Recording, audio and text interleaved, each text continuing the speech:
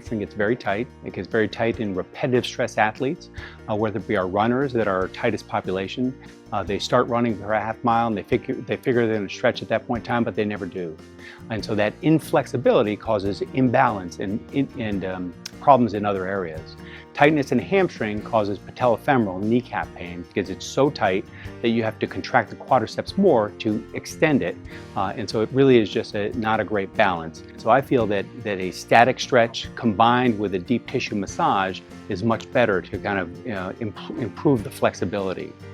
So you've probably seen one of these before. It is a foam roller. I love these. There are many different varieties of them. This one is 6 inches. It is firm, but there's no texture to it. Sometimes I would use one with texture because I think it gets better into the deep, soft tissues, and I think it helps loosen things up a little bit better. I'm going to show you me using it in the lower extremity, but I actually use this everywhere. I use it on my back because what happens with us in life is we all get kyphotic, means that we roll our shoulders forward, and in doing that, it gets stiffer and stiffer and more difficult to straighten yourself up. So throughout some of these other exercises, we're going to be showing you that how we really want to open it up, but one of the best ways is with a foam roller, because I'm going to be using my body weight to open up the facet joints and straighten myself up.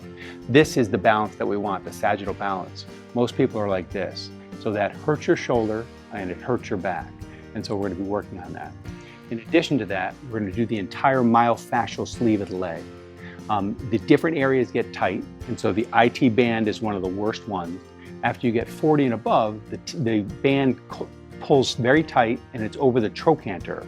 So the discomfort in the trochanter as it goes back and forth because it crosses 2 joints, it ends up causing irritation, inflammation, and bursitis. And so we really need to work that out.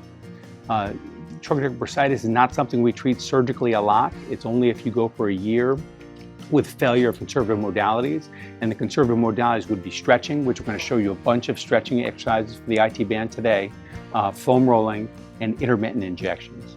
We don't want to do the surgery on you because it does weaken your hip. The IT band starts at the iliac crest, goes across the hip and across the knee. It's important for single leg stance and gait while walking. So what we do with surgery is we actually release that IT band. We do an ellipse of it. So it opens up that area over the trochanter. So while we still have the anterior and posterior aspect of the band, so the strength is still there, there's a gap. And so that gap means it won't rub on it as much, but it does weaken you a little bit. So we'd rather do the conservative modalities with that. So I'm going to get on the ground with this, and we have other adjuncts as well to show you how to do this.